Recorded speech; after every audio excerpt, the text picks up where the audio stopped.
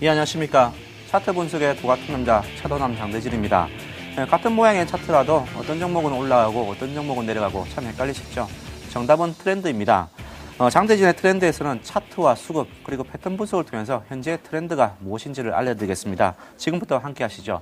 먼저 지난주의 관심 종목 먼저 보겠습니다. 지난주 트렌드 종목은 제가 단중기 지표 크로스 체크를 하자 하면서 이격률에 대해서 이야기 드렸습니다. GS라는 종목을 이야기 들었었는데요.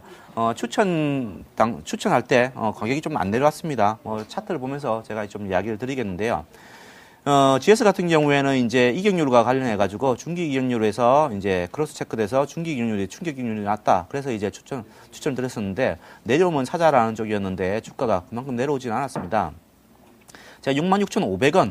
66,500원 이하에서 이제 매수를 하자고 했었는데 이까지 내려오지 않았고요. 아마도 이제 내일 뉴욕 증시가 안 좋다고 하면은 아마도 내일 한번 내려오지 않을까라는 생각이 듭니다. 그래서 66,500원 이하에서 한번 잡아보시기 바라고요.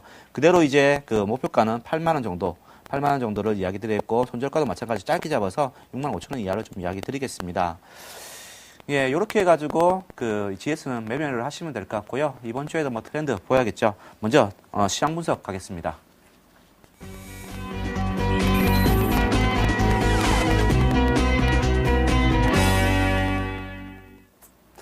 이번 주의 시장 분석의 제목은 그 펀드 환매가 시장 조정을 야기한다라는 주제로 좀 이야기 드리겠습니다.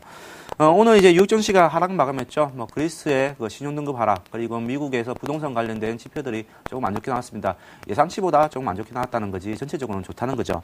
그렇지만 이제 지수가, 뉴욕 증시는 좀 하락을 마감하면서 아무래도 이제 소강 상태에 좀 들어가는 게 아닌가라는 그런 분석들이 좀 많이 나왔습니다. 그래서 오늘 우리나라 시장도 마찬가지로 주가가 좀 조정을 보이는 그런 모습을 보였습니다. 그리고 오늘 매일 그 외국인들이 샀단 말입니다. 그런데 사는 물량 사진 않고 오히려 좀 매도를 좀 하면서 시장에 좀 하락폭을 좀 늘렸던 것으로 생각되는데요. 이런 외국인들의 매도는 아마도 유럽계로 추정되지 않을까라고 지금 생각해 봅니다. 과거에도 유럽의 어떤 신용등급 하락이라든지 유럽의 어떤 문제들이 발생했을 때 유럽계의 자금들이 이제 나오면서 매도가 출회됐었는데요. 오늘도 마찬가지로 유럽계로 해서 추정이 되고요. 이런 물량들은 과거의 그 통계를 보면은 이틀 정도 지속됐습니다. 그래서 아마도 내일까지도 좀 나올 가능성이 좀 있는 것 같습니다. 그리고 이제 외국인들의 그 매도는 그렇게 많지는 않았죠. 한 300억 정도인가요? 그 마감 종가로 보니까 300억 정도 됐었는 것 같은데요. 투신들이 오늘 많이 팔았습니다. 투신들이 지금 1,300억 이상을 매도를 하면서 계속적으로 물량 추대되고 있습니다. 이 물량들은 펀드의 환매로 해서 계속적으로 그 물량이 나오는 거고요.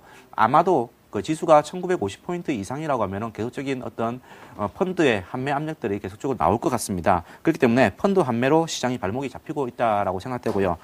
이런 것은 아마도 뭐 1900포인트 가까이 내려가면은 아마도 그 펀드 물량들은 다시 기다려서 2000포인트 올라가면은 매도를 하자라는 쪽으로 돌 것 같습니다. 그리고 지수 예상은 계속적으로 이야기 드리지만은 2050에서 1900 사이에 박스권을 설정해 드리겠습니다. 그래서 인버스 전략, 뭐 20번 이상에서는 제가 인버스 해치 전략을 이야기 드리는데요. 인버스를 거시고 이제 매매를 하시면 좀 마음 편하지 않을까라고 생각합니다. 이번 주 트렌드 봐야겠죠? 패턴 분석 가겠습니다.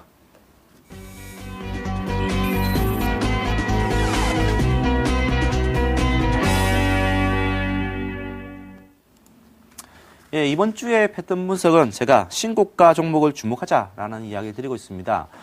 제 시장 전략이 지금 박스권의 시장이 되고 있다라는 건데요. 그렇게 될 때 유효한 패턴이 아닌가라는 생각이 드는데요. 일단 시장 횡보 구간에서 상당히 유효한 패턴이 신고가 종목을 보는 것이 유효하고요. 그리고 이런 종목들은 대형주보다는 중소형주에서 많이 나타나고 있습니다.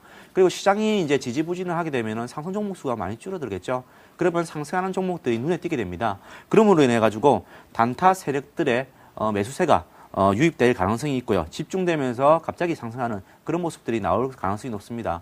그렇기 때문에 이 종목을 이런 종목들을 집중해서 매매하신다고 하면은 시장 수익률보다 높은 수익률을 올리지 않을까라고 생각하는데요. 해당 예시 보면서 제가 추가적으로 이야기 드리겠습니다. 해당 예시를 보면은 제가 한정 KPS를 가지고 왔습니다. 한정 KPS를 보시면 한정 KPS가 2010년도 6월부터 8월까지의 이야기인데요. 2010년도 6월부터 8월까지 요 구간입니다. 시장을 보시면은 어느 정도 2010년도에 6월부터 8월까지는 시장이 어느 정도 이제 박스권을 이루면서 주가가 좀 흘러가는 부분이 있었는데 그 이후에 보시면은 이제 한정 KPS는 8월 이후에 주가가 점진적인 어떤 모습을 좀 보이지만은 결국 주가는 한 번에 상승하는 그런 모습을 좀 보였습니다. 그렇기 때문에 주가가 박스권에서의 어떤 흐름들을 보이지만은 오히려 한전 KBS는 이제 박스권에서 벗어나서 주가가 이제 높아질 때 한꺼번에 상승하는 그런 모습을 보였다는 거죠. 그래서 이렇게 신고가 종목들을 주목하자라고 해서 오늘 가져왔었는데요. 이번 주에도 마찬가지로 그 종목 한 종목을 가져왔습니다.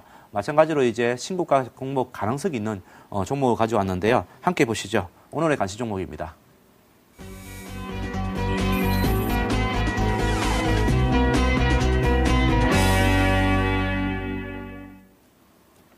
예, 오늘 이야기 드릴 종목은 농우바이오라는 종목입니다. 아시는 분은 많이 아실 겁니다. 지금 이제 국내 시장 점유율 1위의 종자회사죠. 종자회사인데 몸에서 받을 수 있는 것이 몇 가지가 있습니다. 첫 번째는 이제 정부의 친환경 농업 정책에서 의해서 정부 정책의 어떤 수혜를 좀 받지 않을까라는 생각이 드는데요. 과거에도 이런 이야기들이 나왔을 때 주가가 한번 움직인 기억이 있고요. 그리고 또한 이제 앞으로도 이런 이야기가 나오면은 한 번 더 이제 나올 가능성이 있다는 거죠.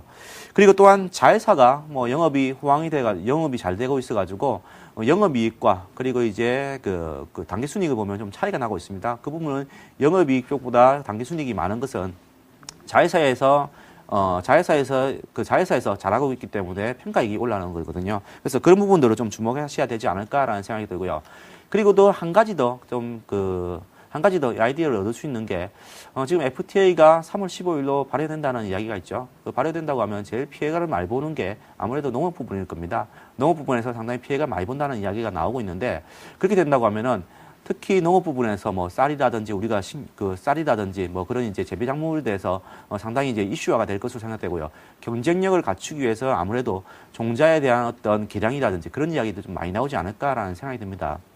그래서 아마도 지금 2월 말로 지금 가고 있는 상황인데 3월부터는 그런 것이 이슈화가 되지 않을까라는 생각 때문에 농우바이오를 가져왔고요. 마침 농우바이오가 지금 뭐 신고가 근처에서 지금 움직이고 있습니다. 그렇기 때문에 한번 주목해 봐야 되지 않을까라는 생각이 듭니다. 먼저 차트 보면서 또 이야기를 이어나가겠습니다. 지금 차트를 보시면 좀 길게 보실게요. 길게 보면은 주가가 이제 점진적으로 올라온 부분, 이 부분에서 한번 이야기가 나왔던 것 같고요. 그리고 마찬가지로 이 부분에서도 한번 이야기가 좀 나왔습니다. 종자 부분에 대해서요. 그리고 좀 길게 보면은 주가가 이번에 작년 11월 달이요. 12월 달하고 12월 달에 15,000원 부분을 짚었다가 꼬리를 달고 내려간 부분들이 있죠.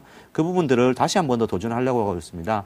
오늘 마감가가 지금 14,700원으로 끝났기 때문에 불과 한 300원 정도의 지금 갭을 남겨놓고 있는 상황입니다. 그래서 이 부분을 돌파를 하게 된다고 하면은 신고가가 나게 되고요. 신고가가 난 다음에는 어떤 현상이 생기냐고 하면은 신고가 나는 종목들은 단기 세력에 단기 매매를 하는 사람들의 집중 타겟이 될 수가 있죠. 그렇기 때문에 주가가 한번 올라갈 수 있다는 점을 한번 부각시키고 싶습니다. 그리고 제가 목표가를 잡았는데 뭐 신고가가 나게 된다면 사실 목표가를 잡기가 어렵죠. 얼마가 위에서 매물이 없기 때문에 상당히 잡기가 어려운데 좀 길게 본다고 하면은 지금의 가치, 이익 나는 수준이 지금 올해 한 170억 정도에서 200억 정도 그 정도를 예상하고 있는데 그 정도를 예상한다고 하면은 그 시가총액과 비교해 본다면 한 17,000원 이상 정도는 잡아야 되지 않을까라는 생각이 듭니다. 그래서 제가 이 종목에 대해서는 17,000원 정도를 일단 이야기 드리겠고요. 손절가가 중요하지 않겠습니까? 지금 뭐 손절가 같은 경우에는 여러분들이 신고가 매매를 할 때는 상당히 주의해야 되는 게 지금 많이 올라왔기 때문에 좀 겁내할 수도 있지만은 올라간 종목이 더 올라갈 수가 있기 때문에 이 종목 좀 주목해야 된다는 것이고요. 내려간다면 언제 대처를 해야 되느냐라고 이제 질문들을 많이 하시는데요. 전일 같은 경우에 13,850원부터 주가가 올랐고요. 그리고 오늘 같은 경우는 이제 14,300원부터 올라면서 이틀 동안 상승이 좀 됐고요. 보통 이제 주가가 상승하면은 135, 그러니까 하루 상승해서 내리거나 아니면 하루 상승해서 이틀 상승하면 3일까지 가는 경우가 보통이거든요. 그렇기 때문에 3일 상승해서 올라가면서 신고가를 내지 않을까라는 생각이 들고요. 여기서 만약에 주가가 무너지게 된다고 하면은 13,600원 정도를 잡아야 되지 않을까라는 생각이 듭니다. 지금 보시면은 약간 61선이 21선보다는 약간 위에 있습니다. 그렇지만 내일 정도 되면은 아마도 이제 골든크로스 21선과 61선의 골든크로스가 이루어지는 부분인데요. 13,600원 정도를 손저가를 잡으시면 크게 무리가 없을 것 같고요. 그리고 최근 들어서의 어떤 좁은 박스권이라고 볼 수가 있거든요. 이 좁은 박스권 내에서 중간 가격입니다. 중간 가격이 무너지게 된다면 다시 이 신고가가 나는 게 아니고 여기서 박스권으로 흘러간다는 거죠. 그렇기 때문에 13,600원만 갱신하지 않는다고 하면은 주가 자체는 신고가의 가능성이 있다. 그리고 이번 주의 패턴, 신고가 종목을 주목하자라는 패턴에서 맞는 종목이 아닌가라는 생각이 듭니다. 예. 그래서 제가 오늘 가져온 종목은 신고가에 대한 어떤 종목들을 가지고 왔습니다. 지난주에도, 이번 주 화요일에도 제가 사파이어테크라는 종목을 가져왔는데요. 비슷한 패턴입니다. 비슷한 패턴이기 때문에 신고가가 날 때 한번 접근을 한번 해보시기 바랍니다. 예, 오늘 준비한 내용은 여기까지입니다. 이번 주 트렌드, 신고가 종목을 주목하자를 주목하면서 다음 시간에 뵙겠습니다. 감사합니다.